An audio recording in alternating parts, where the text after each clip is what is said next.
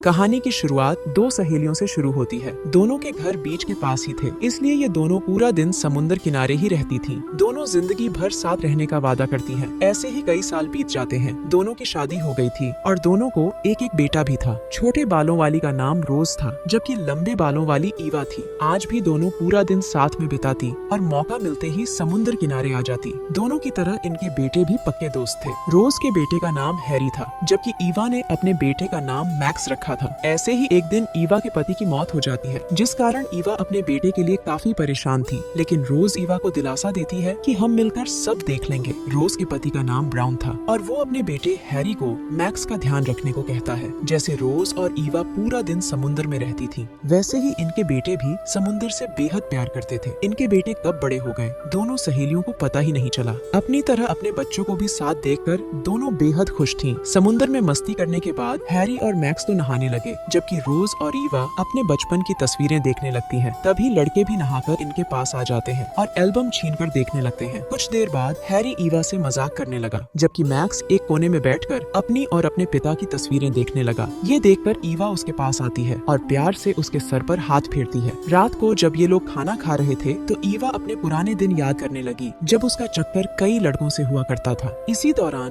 वो दोनों एक दूसरे के छोटे तरबूजों का मजाक उड़ाने लगी, जिसमें उनके बेटे भी उन्हें चिढ़ाते हैं। खाना खाने के बाद ये लोग ताश खेलने लगे। इनका पूरा दिन ऐसे ही मस्ती में गुजरता था। ऐसा एक भी पल नहीं था जब रोज और ईवा एक दूसरे से अलग हुई हो। जल्दी ही रोज का पति ब्राउन कॉलेज से घर आ जाता है और वो रोज को चूम कर कहता है कि मैं तुम्हें एक बात बताना चाहता हूँ। ये सुनकर ईवा अपने घर जाने लगती है, लेकिन मैक्स रोज के घर पर ही रुकने वाला था, क्योंकि उसे हैरी के साथ मूवी देखनी थी। उसके जाने के बाद ब्राउन रोज को बताता है कि मुझे सिडनी की सबसे बड़ी यूनिवर्सिटी में प्रोफेसर की नौकरी मिल गई है। ये सुनकर रोज बेहद खुश हो गई, लेकिन जब ब्राउन सिडनी शिफ्ट होने की बात करता है तो वो उदास हो जाती है, क्योंकि उसके लिए इस जगह को छोड़कर जा पाना आसान नहीं था। देर रात को जब रोज पानी लेने किचन में आती है तो उसकी नजर मैक्स पर पड़ती है, जो पढ़ते पढ़ते सो गया था। रोज उसके पास आकर किताब उठाती है, जिस कारण मैक्स की नींद खुल गई और वो ध्यान से रोज को देखने लगा। रोज पूछती है कि क्या तुम्हें कुछ चाहिए। मैक्स मना करता है, जिसके बाद रोज लाइट बंद कर चली जाती है। ईवा एक ऑफिस में काम करती थी, जबकि रोज की खुद की आर्ट गैलरी थी। कॉलेज के बाद ब्राउन रोज को अपने साथ चलने के लिए मनाने लगा, लेकिन रोज उससे थोड़ा सा वक्त मांगती है। ब्राउन कहता है कि कहीं तुम ईवा की वजह से तो मना नहीं कर रही। असल में उसे लगने लगा था कि रोज का ईवा के साथ चक्कर चल रहा है, इसलिए वो उसके साथ सिडनी जाने से मना कर रही है। रोज ब्राउन को चूमते हुए कहती है कि ऐसी कोई बात नहीं है। कुछ दिनों बाद ब्राउन पहले हैरी से अलविदा लेता है और फिर रोज को अपना ध्यान रखने को कहकर सिडनी के लिए निकल जाता है। अब रोज जब भी अकेली होती तो वो बीच पर आ जाती। ऐसे ही एक दिन मैक्स भी उसके पास आ जाता है और दोनों एक दूसरे से बातें करने लगते हैं। रोज धूप सेकने लगती है, जबकि मैक्स उसे अलग ही नजरों से देखने लगता है, और इस बात का अंदाजा रोज को भी लग गया था, जिसके बाद वो भी उसे प्यार भरी नजरों से देखने लगती है। शाम को चारों मिलकर रोज के घर खाना खा रहे थे। खाने के बाद ईवा और हैरी डांस करने लगे, जबकि रोज और मैक्स उन्हें देख रहे थे। इसी बीच एक बार फिर दोनों की आंखें चार होने लगी, लेकिन वो जल्दी ही खुद का ध्यान कहीं और लगा लेते हैं। आज रात भी मैक्स रोज के घर पर ही रुकने वाला था, क्योंकि हैरी ने कुछ ज्यादा ही दारू पी ली थी और मैक्स उसे संभाल रहा था। हैरी सोने के लिए अपने नीचे वाले कमरे में चला गया था, जबकि मैक्स का कमरा किचन के पास ही था। रात को जब रोज अपना काम खत्म कर पानी पीने जाती है तो मैक्स वहाँ आ जाता है। रोज पूछती है कि तुम्हें क्या चाहिए। मैक्स कुछ बोलता नहीं, बल्कि चुपचाप आगे बढ़कर उसे चूमने लग जाता है। रोज भी खुद को रोक नहीं पाती और वो उसका साथ देने लगती है। देर रात को जब हैरी पानी पीने आता है तो वो मैक्स के कमरे से अपनी माँ को बाहर निकलते हुए देख लेता है। ये देखकर हैरी को बेहद बुरा लगता है, इसलिए वो गुस्से में घर से बाहर निकल गया। सुबह जब उसकी आंख खुली तो उसने खुद को बीच पर पाया। इसके बाद वो चुपचाप ईवा के घर आता है। हैरी को उदास देखकर ईवा को लगने लगा कि शायद वो अपने पिता को मिस कर रहा है, इसलिए वो उसे दिलासा देने लगती है, जबकि हैरी मौके का फायदा उठाते हुए उसे चूमने लगा। ईवा जल्दी जल्दी उससे दूर हो जाती है, क्योंकि ये सब ठीक नहीं था। अब हैरी उसे बताता है कि मैक्स ने भी मेरी माँ के साथ यही सब किया है। ईवा को उसकी बात पर यकीन नहीं होता। हैरी उसे बताता है कि कल रात मैंने अपनी माँ को आधे कपड़ों में मैक्स के कमरे से बाहर निकलते हुए देखा था। ईवा को यकीन नहीं हो रहा था कि उसकी सहेली और उसका अपना बेटा ऐसा कर सकते हैं। हैरी को कुछ अच्छा नहीं लग रहा था, इसलिए वो आज रात के लिए ईवा के घर ही रुक जाता है। रात को जब ईवा सो रही थी तो हैरी चुपके से उसके साथ आकर लेट जाता है। सुबह जब हैरी की आंख खुली तो वो ईवा को गर्म करने लगा, क्योंकि वो इतनी देर खुद को काबू में नहीं रख सकता था। हैरी के छूते ही ईवा भी गर्म हो गई, जिसके बाद दोनों शुरू हो जाते हैं। कुछ देर बाद जब हैरी अपने घर आता है तो उसकी माँ रोज उससे पूछती है कि कल से तुम कहाँ थे। हैरी कहता है कि मैं ईवा के घर पर था और हम दोनों वही कर रहे थे जो मैक्स और तुम कर रहे थे।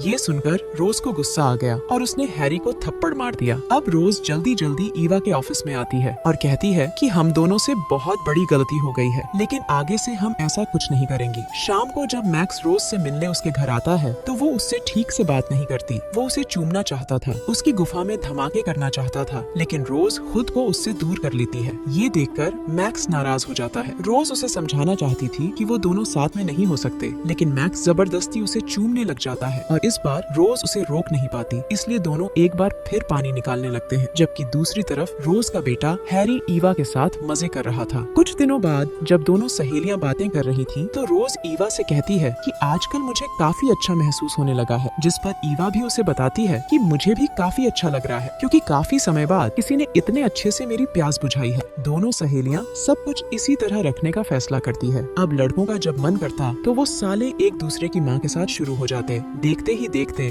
2 साल बीत गए। मैक्स अपनी माँ के साथ काम करने लगा था, जबकि हैरी को उसके पिता ब्राउन ने अपने पास सिडनी बुला लिया था। सिडनी में हैरी की मुलाकात लिविया नाम की लड़की से होती है, जो उसी की उम्र की थी। हैरी ईवा को रोज फोन पर सब कुछ बताता, लेकिन वो कभी भी उसे लिविया के बारे में कुछ नहीं बताता। 1 साल बाद हैरी सिडनी से वापस आ जाता है। पहले की तरह आज भी सभी लोग रोज के घर खाना खा रहे थे। इसी दौरान हैरी को एक फोन आता है और वो बाहर चला जाता है। वो जिस तरह बात कर रहा था वो चीज ईवा को खटकने लगी थी। कुछ दिनों बाद जब रोज आर्ट गैलरी से घर आती है तो उसकी नजर अपने पति ब्राउन पर पड़ती है, जो सिडनी से वापस आ गया था। ब्राउन अपने साथ लिविया को भी लेकर आया था और वो उसकी मुलाकात रोज से करवाता है। शाम को हैरी के जन्मदिन की पार्टी चल रही थी, जिसमें ईवा और मैक्स भी आते हैं। हैरी लिविया के साथ डांस कर रहा था और ये देखकर ईवा उदास हो गई। वो समझ गई थी कि हैरी का लिविया के साथ चक्कर चल रहा है। अगले दिन दोनों सहेलियां ये सब खत्म करने का फैसला करती है, क्योंकि एक तो हैरी ने ईवा को धोखा दिया था और दूसरा लड़कों की शादी की उम्र भी हो गई थी और वो अपने मजे के लिए उनकी जिंदगी खराब नहीं करना चाहती थी।